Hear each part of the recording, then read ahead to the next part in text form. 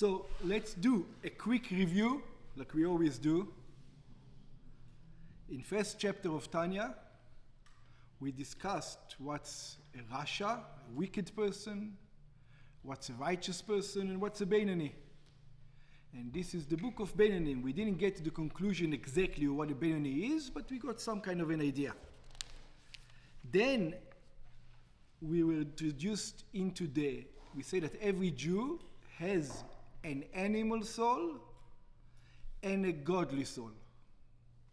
That was chapter Bet of Tanya, animal soul and the godly soul.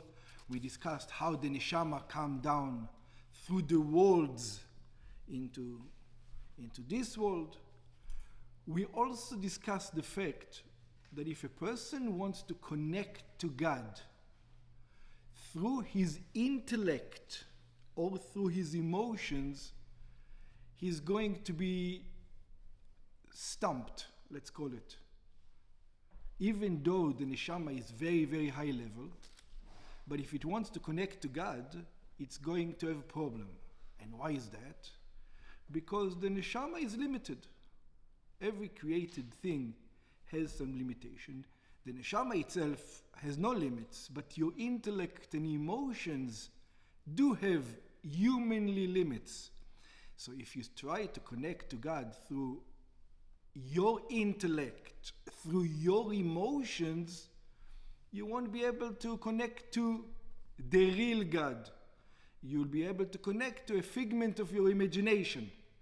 Because God is infinite, your emotions and intellect are limited, so therefore you cannot connect to God through your intellect or emotions. You need God to make the connection. And this is where we were last time, on Perek Daled. On Perek Daled, on page 15, we were introduced to the concept of the three garments of the soul: thought, speech, and action. And when we were discussing the three garments of the soul, we were talking about the godly soul. The three garments means Torah and mitzvahs, specifically commandments. And we said, now when it comes to commandments, you should know that when a Jew does a commandment, he's infinitely more connected to God than he can connect through his emotions or his own intellect. And it says why.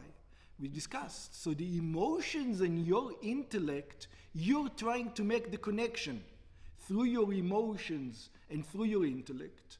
And since the emotions and intellect are limited, it's going to be a limited connection. Whatever you can create, that's what going to be the connection is. It's for sure not, you're not connecting to the ultimate godliness. But when a person has the three garments of thought, speech, and action that has to do with commandments, the commandments were given by whom? By God himself. So now, who's making the connection? God is making the connection. The commandment is making the connection. When God said, you're going to do so and so, whatever it is, let's say put on tefillin in the morning, you're going to be connected to me. Now it's not you who's making the connection. It is God who's making the connection. The mitzvah. Mitzvah in Hebrew means connection. Yeah, it's God who's making the connection. God has commanded you to do the mitzvah, so he's doing the command. Unless, let's put it this way. If God wouldn't command you to put on tefillin, would you put on tefillin?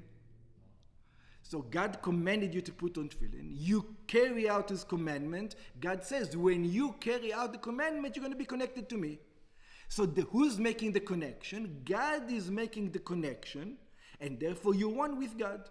So it's infinitely higher than the soul trying to connect through its emotions or intellect. Because over here the connection is made by God and not by you. That's where we were last time. I view it differently. I say God created the world for a purpose. If he wanted to have souls, he didn't need to have... So your question, what you're saying, just by the way, I don't want to even to get to it. It's going to be we're going to discuss this area on chapter Lamed Vav, on chapter 36. Chapter 36 is going to actually ask the question. It's going to ask the question about Dira betachtoinim. So if it's true, why did we come down to this world and all this? And this is what we're going to be discussing over there. Okay, but leave it for later on. It's not our concern right now. Okay. So last time we said, let's start from page 19. We're going to review a little bit of what we said last time. We are on page 19, second line from the top. We're just going to read one line over there, and then we're going to continue to where we were last time. But just to remind ourselves. V'lachen amru, and therefore the sages says, Yafa sha'a achat betshuva u'ma'asim tovim, one act. Second line in the middle of the line. Yafa sha'a achat betshuva u'ma'asim tovim. It is better one moment when a person does tshuva or a mitzvah down here on earth, ba'olam hazeh, in this world, it's better mikol chayei olam haba, from all the life of the world to come. So in other words, right now, there's ask Moshe Rabbeinu, or ask King David. King David right now is basking in the glory of God. If you ask King David right now, King David, what would you rather? 1,000,000 years over here in heaven, or one time to put on tefillin? So King David will tell you, one time to put on tefillin is worth infinitely higher than what I can achieve right here in heaven. Why? Because what I achieve right here, when I bask in the glory of God, it's my emotion and intellect. But when a person does a mitzvah, he's connected to God himself. And that is a true connection to God. You don't feel it over here, but you have the connection. Ki ulam haba hu shenehenin meziv hashchina. The next world, you enjoy the, let's say, the radiance of God. Shu ta'anuga hasaga. He's got great enjoyment, King David, over there. He's grasping ideas of godliness. And by the way, he's grasping it without the limitations of the body, just with the limitation of the soul. But he's grasping ideas of God, not God himself. Okay, so that's where we were last time.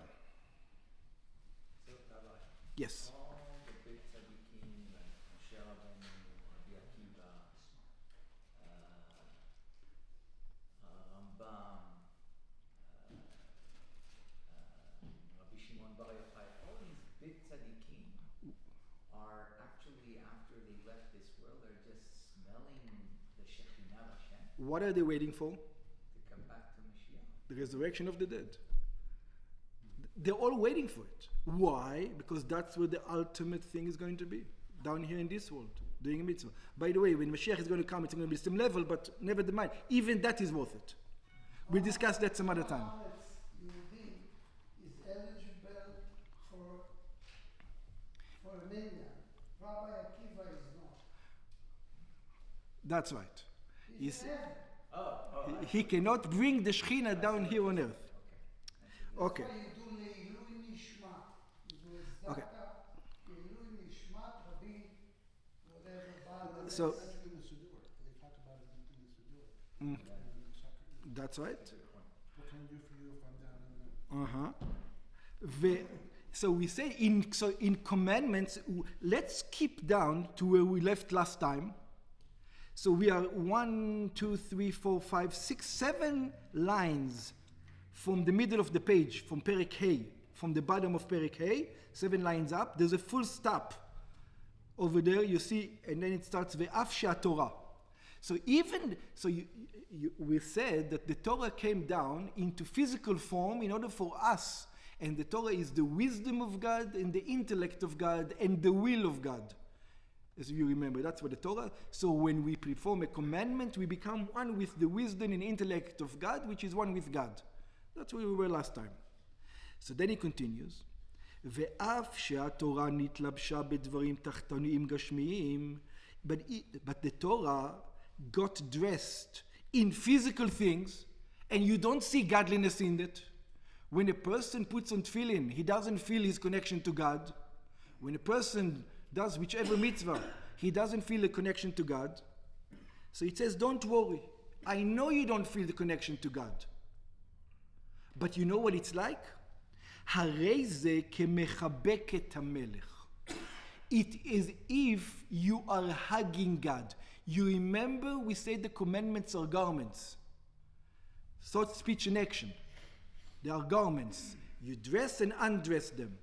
You don't see a person who hugs the king. He's not touching the king. What is he touching? The garments of the king. He cannot conceptualize that the king is inside. The man of Shach says, who cares? It's true that you're only touching the garments. You don't feel the God inside the garment. We don't feel it. We know he's there, but we don't feel it. Says, what's the difference though? שאין הפרש במעלת התקרבותו, there's still no difference in how one connects ודבקותו במלך, and how one attaches to the king, בין מחבקו כשהוא לבוש אחד, whether the king is dressed in one garment, which is the garments of the higher worlds, or whether the king is dressed up in hundreds and thousands and billions of garments down here. That's why we don't see the king, because so many garments on top of him. But what's the difference? The king is inside those garments. בין שהוא לבוש כמה לבושים, מאחר שגוף המלך בתוכם. But it doesn't really matter, because the body of the king exists within the garment. And now we're going to discuss another aspect. וכן אם המלך מחבקו בזרועו. And also, when you perform a commandment, let's take tefillin for example. When you put tefillin on top of you, you're dressed in the tefillin. It means that God is hugging you right now. God is hugging you. So what's the difference if God is hugging you through tefillin or through something else? God is within the tefillin hugging you. You don't see godliness, you just see the tefillin. גם כשהוא מלובש לתוך מלבושיו. And where do we see this analogy? כמו שכתוב, וימינו תחבקני.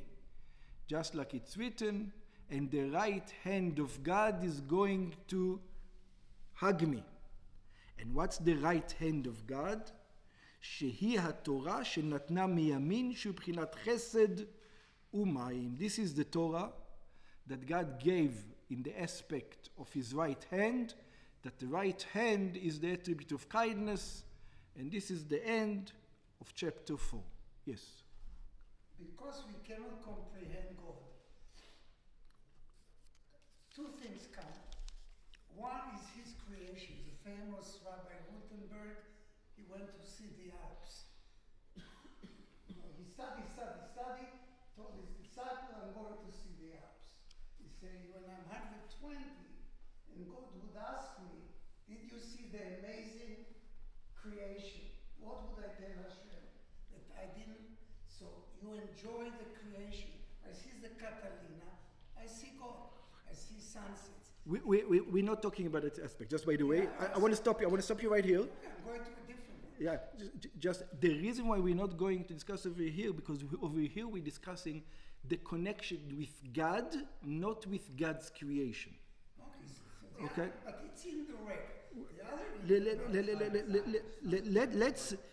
If you still have the question, let's do Perek A, because I think Perek A is discussing what you're trying to apply. Not creation.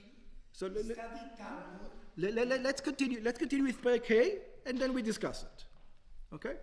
Again, keep the questions for the end, because otherwise we're not going to get through anything. No, we can speak Perek. Yeah, but in the end, let's keep it for the end.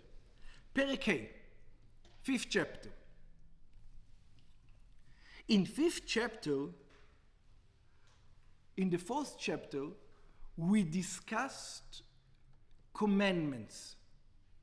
There's one commandment, though, which is different than all other commandments. With this specific commandment, which we're going to discuss now, there's going to be more connection than with regular commandments. So let's see that commandment. Perek Hey. ולתוספת ביאור, let's try to explain it even deeper. Which concept we're going to try to explain deeper? באר היטב, very very good explanation, to לשון תפיסה שאמר אליהו. Every Friday night, Friday evening, there's a custom to say פתח אליהו. It's a section of the Zohar that we say before Mincha. Yeah, פתח אליהו. It's a section from the Zohar. And in that section of the Zohar, there's a statement that says like this. The Zohar said, the Eliyahu Hanavi, Eliyahu the prophet says, late machshava tfisa bach. There's no thought that can grasp you. This is what the Zohar says. There's no thought that can grasp godliness. And we explained a little bit before. Why? Because you're trying to grasp godliness with your physical brain, or even with your spiritual brain. It has limitation. God is infinite. A finite being cannot grasp an infinite thing. Okay. So it says, Hine. But it's going to be different when it comes with the commandment of learning Torah. One of the commandments is to learn Torah. And we said the Torah came as an analogy. It's a thing that started with godliness. It's God's wisdom and God's intellect that transcended throughout the worlds all the way down to this physical world. Let's just give an example. You know what? We give the example another time. In the end of the chapter, if we have time. Otherwise, we won't even finish this one.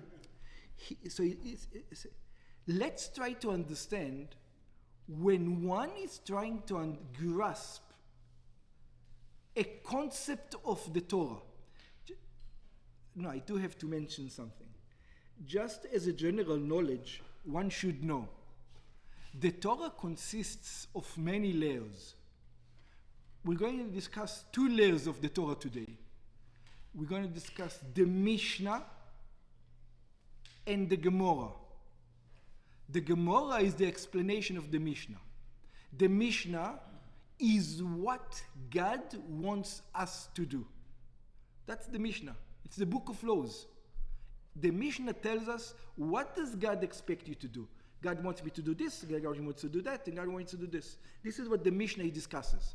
The Mishnah discusses our behavior. That's the Mishnah. The Gemara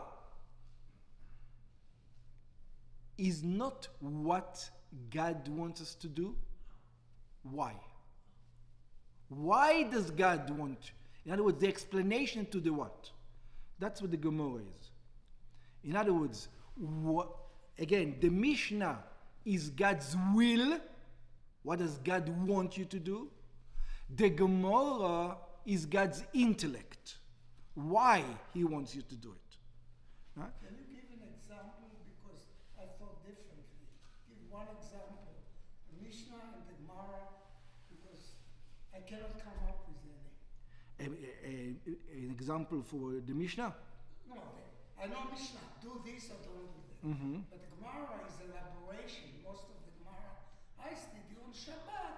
Or if it's this, can you kill the fly or not? The Gemara says, for example, the Mishnah says that if such and such situation happens between me and you, I owe you $5. the Gemara explains, why is it that I owe you and you don't owe me? For example. Okay? For example. Okay. Hine. So now you're trying to understand God's will and God's intellect, which is the Gemara and the Mishnah. הנה כל שכל כשמשכיל ומשיג בשכלו איזה מושכל, when you grasp an intellectual concept, whichever intellectual concept it is, הרי השכל תופס את המושכל. What happens?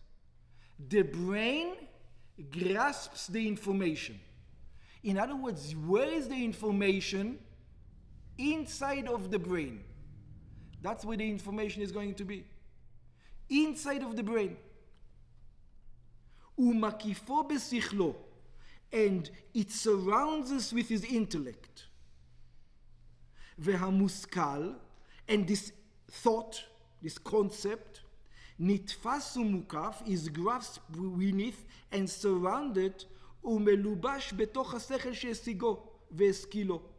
It is dressed inside of it. Let's take an example. By the way, we're not talking about over here, I'll give you an example of understanding. Understanding in Gemara means that it becomes part of you. What does it mean it becomes part of you? It means that you don't think about it. If you need to think about it, you did not understand it. Let me give you an example. When it doesn't matter which concept you're discussing. When I ask you the question and you go, stop, let me think about it, it is not grasped within the brain. If I ask you a question and you see the concept, so here it is, here it is, here it is, and I ask you a question from this side, yeah, immediately in the brain, the image, the concept turns around and you see the concept from all sides, that's what it means grasped. If you need to intellectually manipulate the concept, to turn it in your brain in order to imagine what it looks like, you didn't grasp it. Grasp mean 100%. You know the examples that the teachers in yeshiva used to tell us is when the teacher used to, some of us were lazy, we didn't get up in the morning, 7 o'clock for class. So the teachers would wake you up, you know, and immediately ask you the question. Yesterday we learned about Rabbi and Abaye. Rabbi said this, Abaye said this. Explain to me, Abaye. Why didn't Abaye agree with Rabbi in this concept? And you see the kids, so he says, you don't know it. Because if you knew it, even if I wake you up, you would say it. So one of the kids argued with him. No, it takes time. So the next morning, he woke him up and he told him, are you allowed to marry your sister? So the kid says, no. He says, why? He says, why don't you need to think about it? Why you don't need to turn it around and think about it? Maybe there's some situations where you're allowed to. You don't need to. So it says, because that is grasped in your brain, and Abaya and Rabbi is not grasped in your brain. Things that you need to think about it is not grasped. So when you grasp something, it means you have it. You hold it. It's yours. It's not going to go away. It's there. By the way, you can forget it theoretically. But at the moment that you do understand it, you understand it.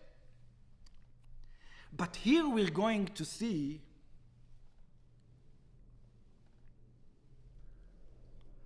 it's going to work two ways. See, all the commandments that you do, for example, tefillin, godliness is surrounding you at the time that you put on tefillin. Right? In the concept of learning Torah, it's not godliness is surrounding you. God becomes grasped within you. In other words, you've got godliness now residing within the person. That's it. It's there. It's understood within the person. You understand godliness. It's part of you. It's you understand it. But there's something else. You notice At the time that you're thinking about the concept, where you didn't grasp it yet, you're about to grasp it, something else is happening over here. What is happening? There's the idea that you're trying to grasp, and it's as if you leave the physical form and you come into the world of the idea. You try to put yourself within the concept. It is as if the concept is completely encircling you. So we've got two unities over here. We've got the concept of you within the concept when you're trying to understand it. And after you grasped it, you've got the concept within you. It's a double connection over here. In the mitzvah, we only got one connection. It's godliness surrounding you. But you don't have the mitzvah in you. It doesn't become part of you, the mitzvah. And the proof, after you finish on tefillin, that's it. There's no godliness around you. You continue to eat the ham sandwich. You can continue to eat the ham sandwich. But even if you don't continue to eat the ham sandwich, you're not doing the mitzvah. But Talmud Torah keneged kulam. We discuss this soon. וגם השכל מלובש במושכל בשעה שמשיגו. So at the time that you're trying to understand the concept, your intellect is within those ideas. ותופסו בשכלו. דמה כשאדם מבין ומשיג איזו הלכה במשנה או בגמרא, when a person understands and grasps a law, in the Mishnah or in the Gemara, le'ashura, this is why it says it. Good, in a good manner, not just grasp it. Yeah, I understand. And I can manipulate it in my mind. No. Grasp it means it becomes yours. You understand it. Al-Buriya, you understand it with all the details. הרי שכלו תופס ומקיף אותה. The brains grasps and surrounds it, וגם שכלו מלובש בה באותו שעה. And also the intellect is dressed within it at the time of his learning. So we've got a double unity. The unity of you, bring yourself into the realm of the concept, and now the concept surrounds you. Before you understand it, you become one. In other words, you become a part of the concept, almost. You drown within the concept, and then after you understand it, now the concept is drowned in you. It becomes part of you. And what is the halacha that you're learning? We already mentioned. והנה הלכה זו, and behold this law, היא חוכמתו ורצונו של הקדוש ברוך הוא. It's God's intellect and God's will. We are on page 21. שעלה ברצונו, that God wanted, כשיטעון ראובן כך וכך דרך משל, that Reuven and Shimon, two guys are arguing, and when Reuven is going to say so and so, ושמעון כך וכך, and Shimon is going to say so and so, יהיה הפסק ביניהם כך וכך. God wants you to know that this is what should happen. Shimon has to give Reuven $5. And by the way, it doesn't matter right now if this situation that I just described is ever going to happen. It's possible that this story that you just invent will never happen, never was and never will be. But that's not the point. We're not learning it. God did not write the Mishnah and the Gemara, or God did not conceptualize the Mishnah and the Gemara to only give us the laws that we are going to understand. God did this because this is the way He wants, and this is the way He intellects. So even though it will never going to happen, He wants you to know this is the way I'm thinking.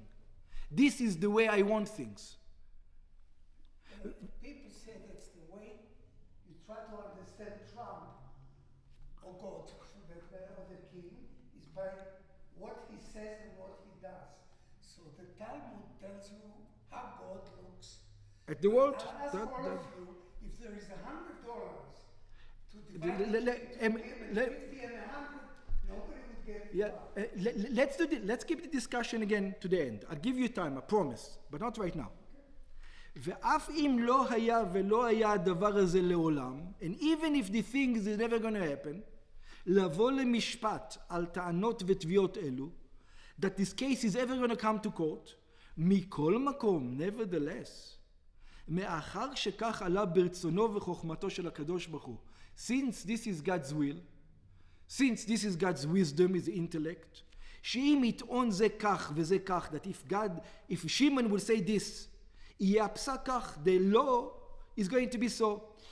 הרי כשאדם יודע ומשיג בשכלו פסק זה כהלכה ערוכה במשנה, so when a person understands that this is what God wants, and this is why God wants it, או גמרא או פוסקים, or the Shulchan Aruch, so what does he have now? Look at the unity. הרי זה משיג ותופס ומקיף בשכלו. That person has inside of him רצונו וחוכמתו של הקדוש ברוך הוא. He has God's will and he has God's wisdom inside of him. In other words, he just now has godliness as part of his body. This is an unbelievable concept. By the way, you don't have it with commandments. Commandments, after you finish with the commandment, you undress it. It doesn't become part of you. I put on tefillin, so at the time that tefillin is on me, I've got godliness surrounding me. I'm finished putting on tefillin, I put it on the side, that's it, God is not surrounding me. Over here, I learned something and I understood it, and now my brain's thinking this way. That's it. God is going to be part of me forever. I have godliness inside of me. I grasped it. It's completely mine. Like if someone says, honor the Shabbat, it's a commandment. That's right. If you go to a Shabbat and you witness a Shabbat and you participate in a Shabbat and you see the benefit and the joy and the satisfaction that comes from it. It does still not become part of you. No? Okay. No? Then I'm not there yet with what you're saying. Once you grasp the concept of Shabbat and you The halacha of Shabbat, the law. it's within you, then it's He's going to explain. I'm going to explain soon. The late machshavat tfisa, but as we said, there is no way to grasp godliness through the garments, through any of the commandments, keeping Shabbat, keeping whichever garment you want, whichever mitzvah you want. Velo bertzono v'chochmato, and there's no way to grasp his will as an intellect unless God put it somewhere for you to grasp. And where did God put it somewhere for you to grasp? In the Mishnah and the Gemara. God put his will in the Mishnah and his intellect in the Gemara. Even though it's not the way, as we say, it is the exact analogy that comes down from one word to the next, as we explained before. כי אם בהתלבשותם, the only way you can grasp them, you can grasp godliness, בהלכות הערוכות לפנינו, with the laws who are in front of us, וגם שכלו מלובש בהם, and also your intellect is dwelling and is putting itself into that cloud. והוא ייחוד נפלא שאין ייחוד כמוהו. And this kind of unity, there's no other unity like it. One cannot connect to God more than knowing what he wants and understanding why he wants it. ולא כערכו נמצא כלל בגשמיות, there's no example for that in the physical form at all. There's no analogy for this kind of unity. להיות לאחדי ומיוחדי ממש מכל צד ופינה. We become completely one with God. וזאת מעלת יתרה גדולה ונפלאה לאין קץ. And this is a great advantage, an infinitely great advantage, אשר במצוות ידיעת התורה, that is in the commandment of learning Torah, והשגתה, and understanding it, על כל המצוות המעשיות, on any other commandment. ואפילו על מצוות התלויות בדיבור, even the commandment that has to do with speech, like making a blessing, or whatever. ואפילו על מצוות תלמוד תורה שבדיבור, and even the commandment of saying Tehillim, for example. When a person says Tehillim, he's saying holy words, and he's connected to God. But since there's no understanding there, he's not connected to the understanding. כי על ידי כל המצוות שבדיבור ומעשה, because through any other commandments, הקדוש ברוך הוא מלביש את הנפש ומקיפה. God is surrounding the person at the time that he's doing the commandment. And when he stops, God is gone. In other words, it's temporary. It doesn't last forever. It only lasts. So if when a person says Tehillim, God is surrounding him as long as he's saying Tehillim. But once a person understood the concept of how God thinks, how God wants a certain thing to be, now it's always within him. He has the understanding within him. ומוקיפה אור השם מרושע רגלה. ובידיעת התורה, and when a person knows Torah, besides the fact that when he was thinking about it, God was surrounding him, the concept was surrounding him. Besides that fact, מלבד שהשכל מלובש בחוכמת השם, besides the fact that God is surrounding him like in any other mitzvah, הנה גם חוכמת השם בקרבו. Now you also have the intellect of God inside himself. מה שהשכל משיג ותופס ומקיף בשכלו, now his brain grasps מה שאפשר לו לתפוס ולהשיג מידיעת התורה, whatever he can grasp, each one according to his abilities. Some will understand the concept better, some will understand with the concept worse. But in the simple level, once you understand, you have the concept. Even though if it's the simplest level, you have the simplest level, the entire thing. איש כפי שכלו וכוח ידיעתו והשגתו פרדס, according to the level that one can. Now we're going to understand. Now you're going to understand your question. ולפי שבידיעת התורה, התורה מלובשת בנפש האדם. So when one understands the intellect and the will of God, now God is inside of your intellect, ושכלו ומוקפת בתוכם, it becomes part of the person. You remember, every other garment, mitzvah, is called a garment. Learning Torah is called food. Why? Just like when you take a cow, imagine a person who only eats, is on a carnivore diet. He only eats cows. Yeah, that's it. That's all he eats. Steaks, nothing else. He only eats steaks. After, we have a doctor, probably after 3 months, every molecule in his body is made out of cow. That's what he becomes. He becomes a cow. Right? Pretty much. Not eat chicken. Yeah. Yeah. You want to eat chicken, you become chicken. Yeah, it depends what it is. And what does it mean? The cow, the body, the meat becomes you. It becomes you. It transfers and becomes part of the person. What you eat? נקראת בשם לחם ומזון הנפש. So Torah learning becomes food of the soul.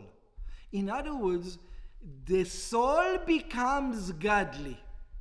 The more a person learns, the more godliness is dwelled. In other words, the more steak you eat, the more cow you are. The more understanding of godliness you have, the more your soul is godly.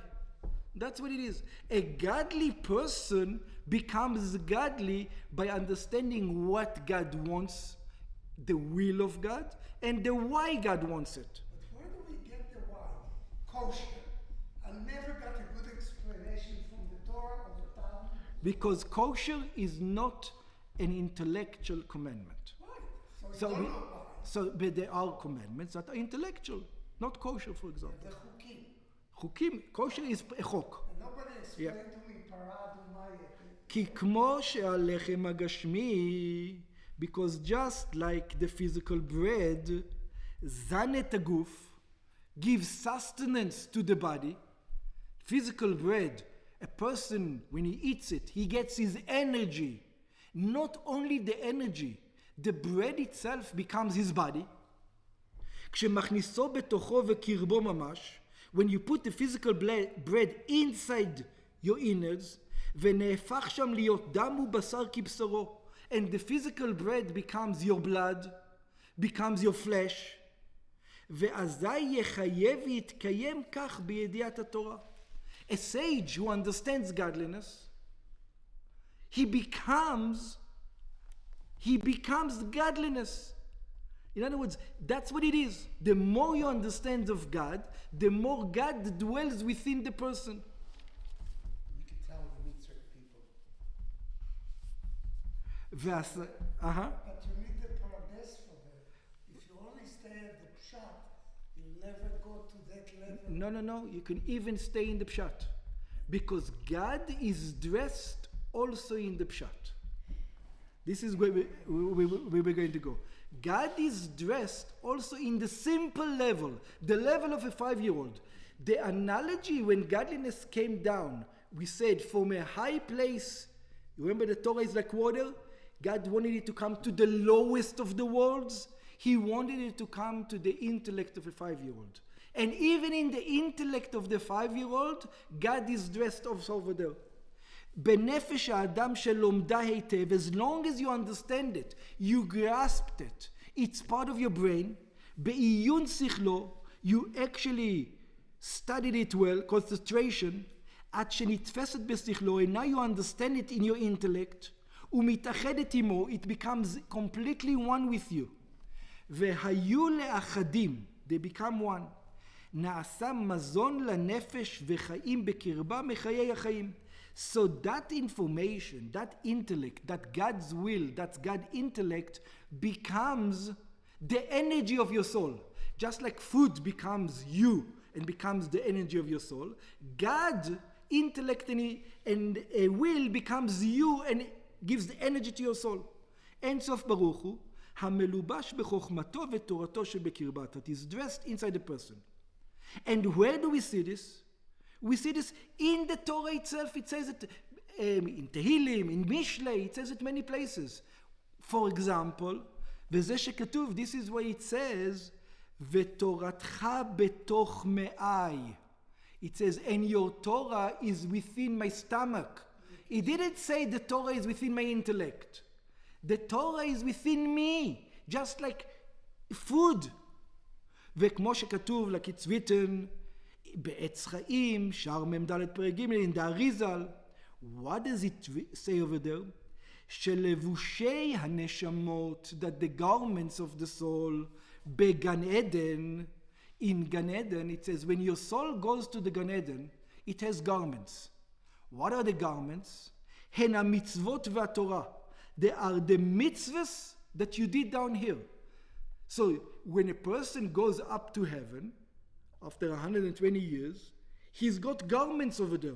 What are the garments? The mitzvahs that he did down here. והתורה, and where does it get its sustenance for? What does it eat? What does the neshama eat in heaven? In other words, where does it get its sustenance? What turns into the neshama? והתורה היא המזון לנשמות. And the Torah is the food for the neshama. שעסקו בעולם הזה. That one understood in this world. By the way, when we say in this world, we don't mean the world of God, in the world of heaven. We mean in the level of this world. But once you're in heaven, you're going to understand it in a higher level already.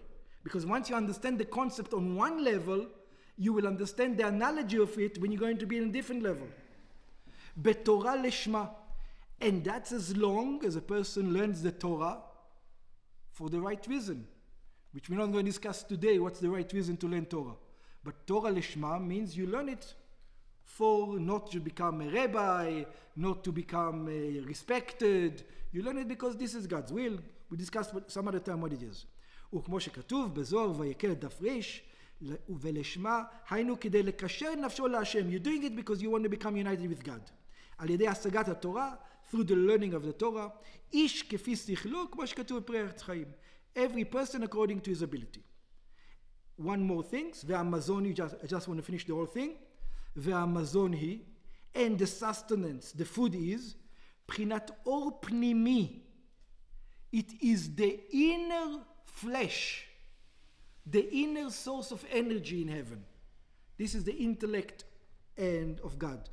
והלבושים בחינת מקיפים. And the garments, they are the outer part of the soul, the garments. ולכן אמרו רז"ל, and this is why the sages says, שתלמוד תורה שקול כנגד כל המצוות. That learning Torah outweighs all other commandments. לפי שהמצוות הם לבושים, because the commandments are garments, והתורה היא מזון וגם לבוש. And the Torah is both. It's a garment at the time you're trying to understand, and once you grasp it, it becomes food. המשכת שמתלבש בה בעיונה ולימודה, וכל שכן כשמוציא בפיו בדיבור, and how much more so when a person learns Torah out loud, שהבל הדיבור נעשה בחינת אור מקיף כמו שכתוב פרי החיים. And this we're going to understand some other time why this in Torah there's also the speaking of Torah, which is a different level. Just to give one more explanation, then I will open up to questions. The Torah has many levels. Let's take an example that we discussed before, but it's important over here. When there's a father who learns Torah, and there's a child who's like 6 years old, he's trying to understand why his father is learning Torah. So the child comes over to his father and he says, "Father, why are you learning Torah?" So in Yiddish, there's an expression. It says, it's geschmack. It tastes good. It's good. It tastes good. So the father tells to his child, it tastes good. It's geschmack. There's a good taste in it. You know, it has a good thing in it. So the child says, I don't understand. Playing tastes good. You know, playing around with my friends, that is fun. Learning Torah doesn't seem like to be fun. So the father has to give an analogy to his son. So he tells him, you know, when you have a friend who doesn't have a car, a small little car, you know, the cars that you play with, and you give him your car and you play with him, you get a good feeling in your heart when you help your friend. So the child says, no, I don't know what you're talking about. I get a good feeling when he gives me his car. When I give him my car, I don't get a good feeling. So the father understands, you know what, he doesn't get the analogy. So let me go down a lower level. So he says, do you know sometimes when you hear music, it sounds sweet. The music sounds good, sounds sweet. The child looks at him and says, I have no idea what you're talking about. So the father goes over to the cupboard. He takes out a lollipop. He tells the kid, take out your tongue. And he goes with the lollipop and he goes like this to his tongue. So the son says, that's what geschmack means. That's what sweet means. Now I understand what sweetness is.